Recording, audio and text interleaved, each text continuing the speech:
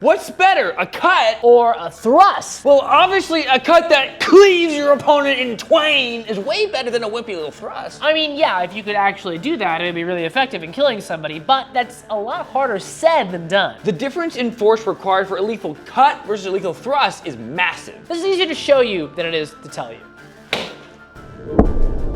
It indented into the skull itself, so there's a cut all the way down into the skull, and then the skull has a pretty deep cut in it. What you just saw is a Scheitelhaupt. This is a relatively quick but low-powered snap cut you can pull off in sparring. This would not necessarily be a lethal cut, but the percussive force would probably rattle you pretty hard. And then there's this. I think it's hitting the back of the shoulder blade. What you just saw was a thrust with a long sword, and you can see it took almost no power for it to go clean in. But that doesn't mean cuts can't be lethal. Just take a look at this.